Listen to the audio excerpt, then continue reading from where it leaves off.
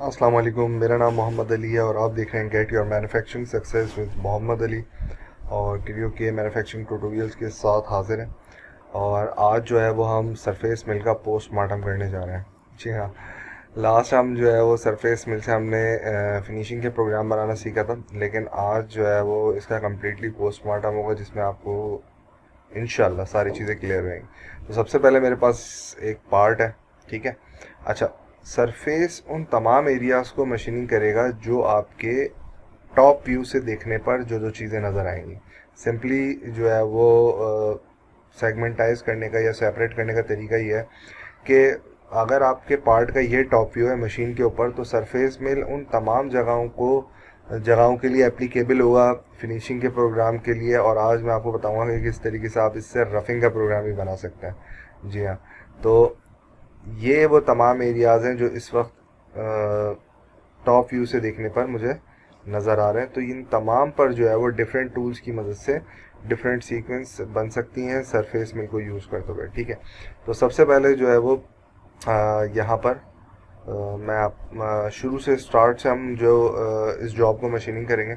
और ये मेरे जो है वो MCS की पोजीशन यहाँ से मैं आपको दिखा देता हूँ। ये MCS की पोजीशन है, ठीक है। और ये मेरा वर्क पीस है जो मैंने पहले से बनाया हुआ है, यानी रॉ मटेरियल की कुछ इतनी हाइट है, ठीक है। तो इसको जनाब हाइड कर देते हैं, वर्क कोऑर्डिनेट को सिर्फ मैं रहने देता हूँ। तो सबसे पहले स्टार्ट करते हैं सरफेस मिल से रफिंग का प्रोग्राम आप कैसे बना सकते हैं। तो टूल, पैरामीटर, रिट्रैक्ट सरफेस, ये तमाम चीज़ों पे चेक लगा हुआ है। इसको हमने स्टेप बाय स्टेप जो है वो डिफ़ाइन करना है। यहाँ पर 16 का एंड मिल ही रहने देता हूँ मैं। और जनाब हम बेसिक पैरामीटर जो है वो डिफ़ाइन कर देते हैं। रैपिड फीड आ गई। अच्छा, स्टेप ओवर जो है वो हमारा साथ हम रख देते हैं। प्रोफाइल स्टॉक अलाउंस 0.1 और नीचे बॉटम पर जो है वो 10 mm और 24 RPM, ठीक है। अच्छा, ये तो हम फिनिशिंग के लिए ये पैरामीटर्स डिफाइन करते थे। रफिंग के लिए आपने सिर्फ एक पैरामीटर और डिफाइन करना है और ये प्रोग्राम जो है वो रफिंग में कन्वर्ट हो जाएगा। और वो जो पैरामीटर है वो रफ स्टेप डेप्थ है, ठीक है। फिनिशिंग का जब आप प्रोग्राम बनाएंगे यहाँ पर आपने कोई वैल्यू नहीं डालनी होती थी। अब तक की जो भी आपने लर्न किया है इन ट्यूटोरियल से, उसमें यहाँ पर कोई वैल्यू नहीं होती थी। रफ स्टेप डेप्थ सिर्फ सरफेस मिलिंग से रफिंग का प्रोग्राम बनाने के लिए जो भी स्टेप डेप्थ आपने रखनी है वो यहाँ आप डिफाइन कर देंगे, तो ये रफिंग का प्रोग्राम बन जाएगा 0.5। यानी अब रफिंग कहाँ से स्टार्ट होगी, इस कोऑर्डिनेट से होना स्टार्ट होगी और पार्ट की टारगेट सरफेस तक आएगा, ठीक है। तो यहाँ पे मैंने 0.5 डिफाइन कर दिया है, ओके। बस ये एक मेन डिफरेंस है। अच्छा, क्योंकि ये पहला प्रोग्राम है तो ये रिट्रैक्ट प्लेन मुझसे पूछ रहा है, ओके। अच्छा, उसके बाद मॉडल की सरफेस मुझे डिफाइन करनी है। तो यहाँ से मैं ये तमाम सरफेसेस सेलेक्ट कर लूँगा क्योंकि ये रफिंग का प्रोग्राम है और किसी एक स्पेसिफिक जगह पे नहीं चल रहा। तो नॉर्मली रफिंग में आप या तो विंडो सेलेक्ट करते थे अभी तक जितना भी आपने सीखा हो, या वॉल्यूम सेलेक्ट करते थे, लेकिन अब आप सरफेस सेलेक्ट करके भी रफिंग का प्रोग्राम बना सकते हैं। तो ये मैंने तमाम सरफेसेस जो है वो सेलेक्ट कर ली हैं, ओके। अच्छा, इन और डिफाइन गट को भी आज हम डिटेल में देखेंगे, फ़िलहाल इसको 0 रहने देते हैं, okay. Play path screen play, ये हमारा मिन 1 मिनट के अंदर जो है वो 1 से 2 मिनट के अंदर रफिंग का प्रोग्राम बन गया सरफेस मिलिंग की कमांड से। और इसके नंबर ऑफ स्टेप्स क्या हैं, तमाम सरफेसेस सेलेक्ट किए और रफ स्टेप डेप्थ हमने डिफाइन किया प्रोग्राम में। तो यहाँ से जनाब आप देखें ये रफिंग स्टार्ट हो गई। कहाँ से स्टार्ट हुई है, जहाँ पर मेरा वर्क कोऑर्डिनेट था Z0 था, वहाँ से स्टार्ट हो गई है और ये पूरी मशीनिंग हो गई है, रफिंग हो गई, ठीक है। तो ये वो पहली चीज़ थी जो कि न्यू थी, जो कि अब तक हमने डिस्कस नहीं की थी प्रीवियस ट्यूटोरियल के अंदर। अच्छा, अब जो मेन चीज़ है वो हमने डिफाइन कट का ऑप्शन समझना है। तो सरफेस मिल से अब मैं फिनिशिंग का प्रोग्राम बनाऊंगा और जो टारगेटेड एरिया है, ठीक है, जब भी आप फिनिशिंग करें हमेशा स्प्लिट करके करें। तो इस वक्त जो अकॉर्डिंग टू ज्योमेट्री जो है ये वाला फीचर, ये बॉल प्रोफाइल, रेडियस और ये कर्वेचर जो है इसको मैं अलग कलर से डिफाइन करूँगा क्योंकि इसका प्रोग्राम हम सेपरेट बनाएंगे और इसी में मैं आपको डिफाइन कट की डिटेल बताऊंगा, ठीक है।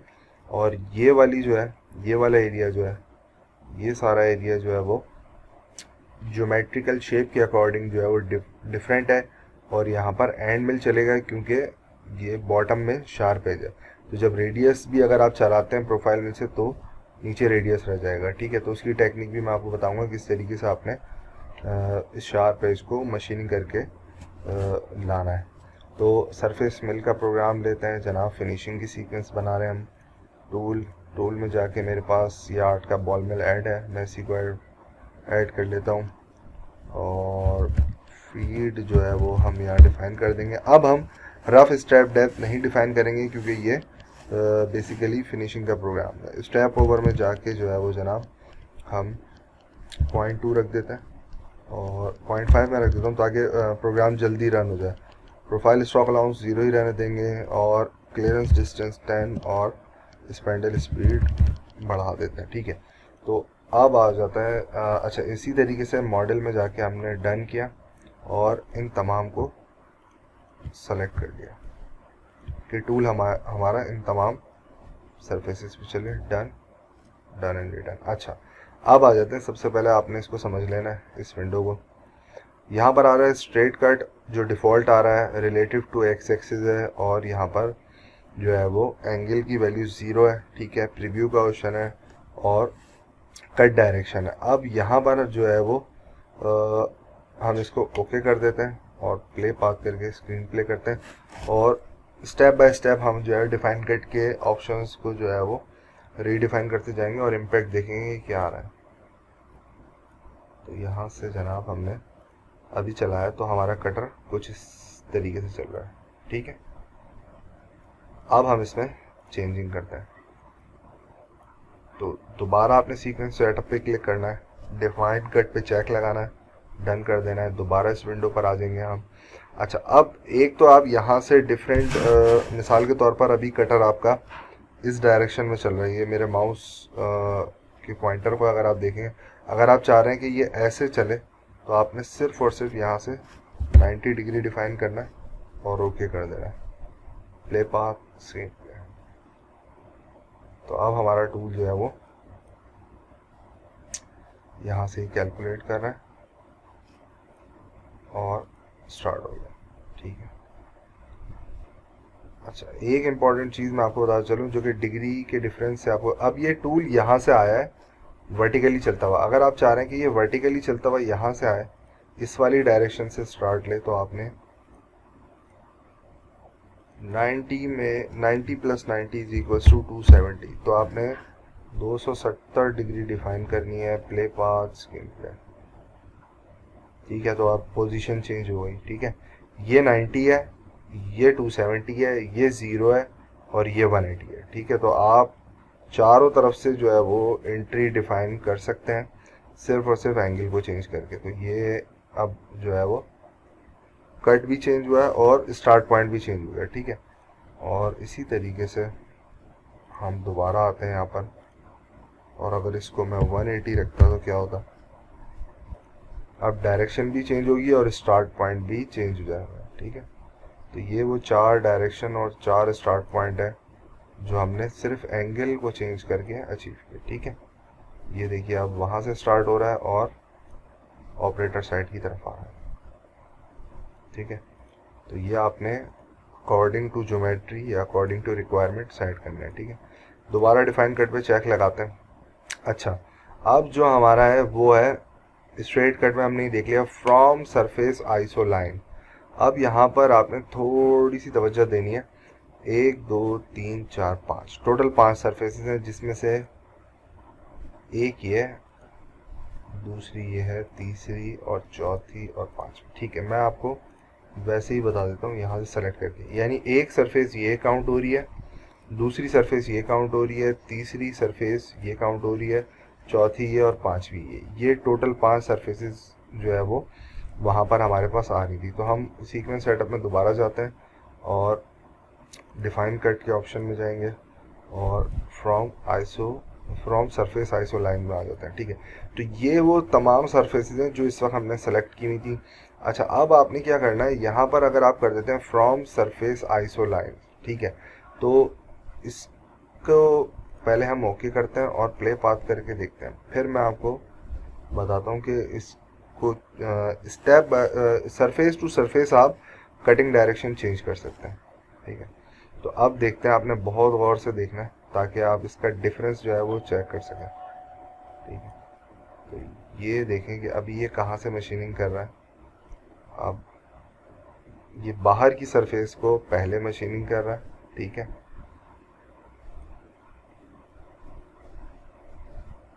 और इसका कटिंग मेथड डिफरेंट है, ये देख लें। अभी अब जो अंदर की जो 4 पैचेस है ना, जब उन पे कटर चलेगा तो डिफरेंट होगा। यहाँ से हम थोड़ा सा इसको स्लो कर देंगे। ठीक है,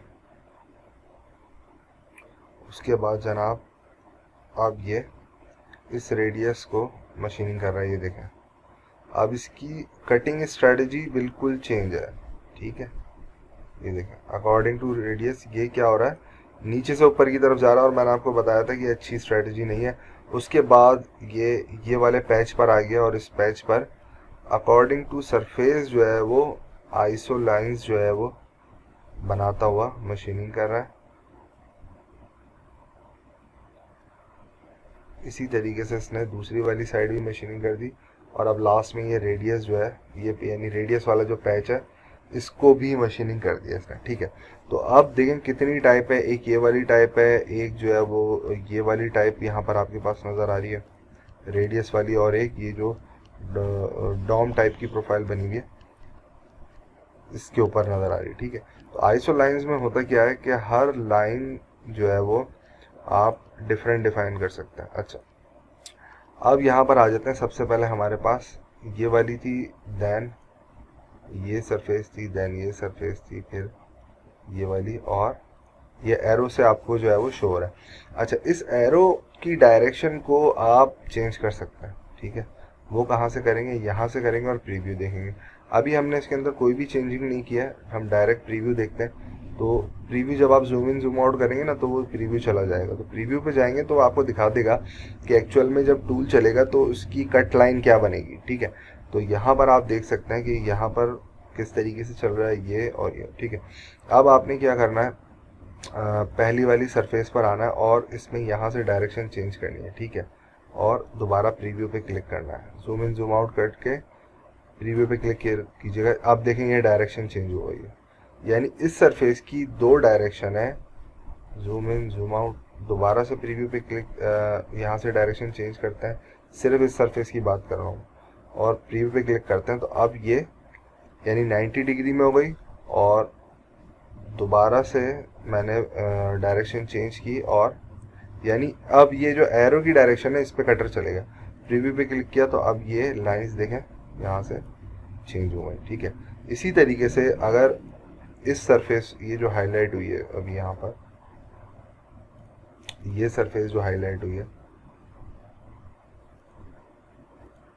ठीक है, इसका प्रीव्यू देखते हैं। इसका प्रीव्यू यहाँ पर हमें दिखा रहा है कि और top to bottom to top जा रहा है। तो यहाँ से जब मैं इसको डायरेक्शन चेंज करता हूँ और फिर प्रीव्यू देखता हूँ तो अब ये देखें कैसा हो गया, देखें।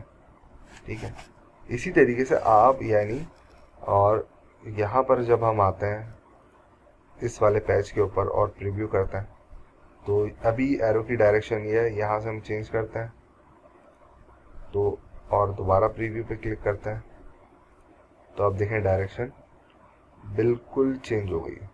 ठीक है, तो आप डिफरेंट कट लाइंस जो है वो डिफाइन कर सकते हैं फ्रॉम सरफेस आइसो लाइन के ऑप्शन में जाके। हर सरफेस को पहले आप ऑब्जर्व करें, डायरेक्शन चेक करें, प्रीव्यू चेक करें।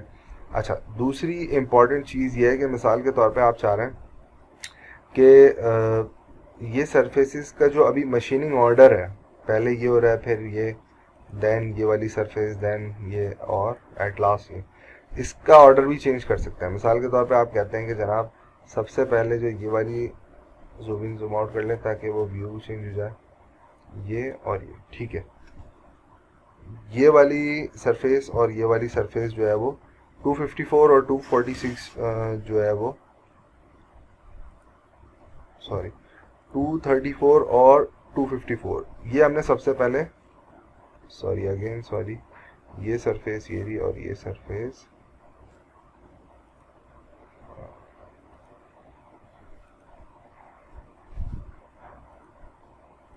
ठीक है। 234 और 246 ये वाली सर्कुलर प्रोफाइल जो बनी हुई है इसकी है, 264 और 234, ठीक है। तो आप चाह रहे हैं ये सबसे पहले मशीनिंग हो जाए, तो आप इसको ऊपर भी ले जा सकते हैं। यहाँ से आपने सरफेस पे क्लिक किया और जनाब 234 सबसे ऊपर आ गई, फिर 246 को आपने सबसे ऊपर ले गए। अच्छा, इसका भी प्रीव्यू क्या है, इसका डिफरेंट है, इसका डिफरेंट है, तो हम 234 पे जाके डायरेक्शन चेंज कर देंगे और दोनों एक जैसी हो गई हैं, देखें, ठीक है। अच्छा, उसके बाद मैंने आपको बताया था कि अच्छी प्रैक्टिस ये है कि टॉप एरिया पहले मशीनिंग करें और बॉटम एरिया बाद में मशीनिंग करें, ठीक है। तो थोड़ी सी डिटेल यहाँ पे डिफाइन करनी पड़ रही है आपको, अदरवाइज जो है वो कट लाइन से आप बहुत क्विकली ये प्रोग्राम बना सकते हैं। लेकिन अगर ये उस वक्त बहुत ज़्यादा एफिशिएंट होता है जब आप हर सरफेस को डिफरेंट डायरेक्शन में चलाना चाह रहे हैं, ठीक है। अब मैं आ जाता हूँ यहाँ पर रेडियस की तरफ। रेडियस की हम डायरेक्शन देखते हैं, तो रेडियस की मैं कहता हूँ मिसाल के तौर पर मुझे ये वाली डायरेक्शन चलानी है, ठीक है। और दूसरी वाले रेडियस की तरफ जो डायरेक्शन है वो डिफरेंट है, ठीक है। तो ये ठीक है, ये वाली इसकी डायरेक्शन अब हम चेंज कर रहे हैं, ठीक है। प्रीव्यू प्रीव्यू सही है, तो ये मैच हो गई। यहाँ पे डिफरेंट चल रही है, यहाँ पे टूल डिफरेंट चल रहा है, और एट दी एंड जो लास्ट है मेरे पास, अच्छा अब इसका ऑर्डर भी चेंज कर देता हूँ मैं, यानी ये वाली सरफेस को सबसे बॉटम पे ले जाता हूँ, ठीक है। तो ये हमारे पास टोटल अब जो कट लाइन के हिसाब से जो सीक्वेंस बन रही है वो प्रीव्यू हम ओवरऑल करके देख लेते हैं। ऊपर वाला हमने राउंड कर दिया है डायरेक्शन चेंज करके, नीचे वाला हमने जो है वो जिगजैग कर दिया है बॉटम टू टॉप, और लास्ट वाले जो हमारी सरफेस है वो हमने 0 डिग्री पे रख दिए। तो okay, play path screen play. तो आप मल्टीपल सरफेसेस को मल्टीपल स्ट्रेटजी के साथ मशीनिंग कर सकते हैं। सरफेस मिल में जाके थोड़ी सी इसकी प्रैक्टिस कीजिएगा तो आपको बहुत इजीली समझ में आ जाएगा। और कोशिश किया करें जब भी प्रैक्टिस करें आसान से मॉडल के ऊपर पहले जो है वो ग्रिप कर लें कमांड को, और उसके बाद कॉम्प्लिकेटेड मॉडल की तरफ जाएं।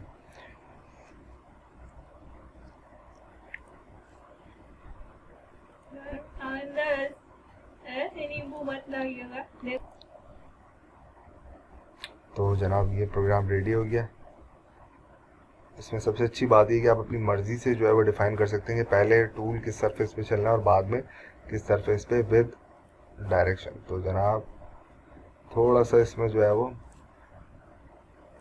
कंप्लीट सर्कल जो है वो नहीं बनाएगा कट लाइन की तरह, और ये इसने बना लिया जनाब, और उसके बाद फिर इसने साइडों से मशीनिंग किया, और अब जो है ये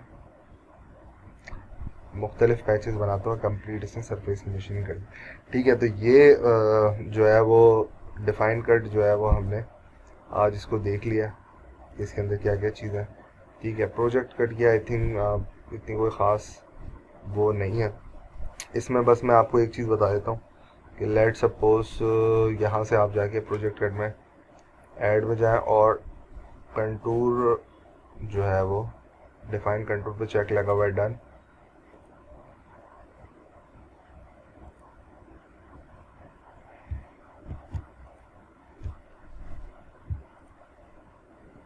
लेट सपोज ये कंटूर है, सिर्फ मैं बताने के लिए बता रहा हूँ, डन।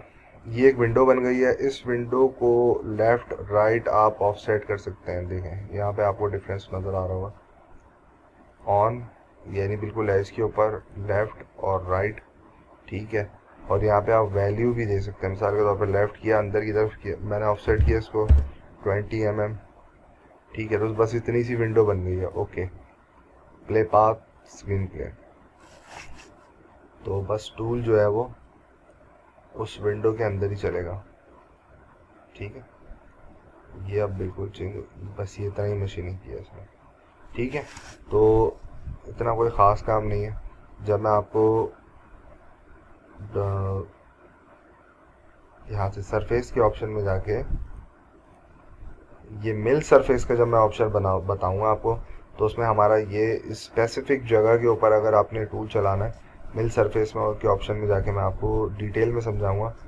तो इसको यहीं तक रखते हैं और नेक्स्ट वीडियो में मैं इंशाल्लाह आपको ये बता दूंगा कि एक्सटर्नल शार्प एजेस को किस तरीके से मशीनिंग किया जाए अगर कि वो ड्राफ्टेड हो। तो ड्राफ्टेड पे अंडरस्टूड है, हमने बॉल मिल चलाना है, बॉल मिल रेडियस छोड़ देगा, रेडियस को आपने किस तरीके से मशीनिंग करना है एंड मिल को यूज़ करते हुए कि स्केलअप्स ना बने, सीढ़ियाँ ना बने, शार्प एज बन जाए। ठीक है, तो इस वीडियो को यहीं तक रखते हैं। अपना बहुत ज़्यादा ख्याल रखें, कमेंट से मुझे आगाह करें और जो भी आपकी क्यूरीज़ हैं, और अस्सलाम वालेकुम।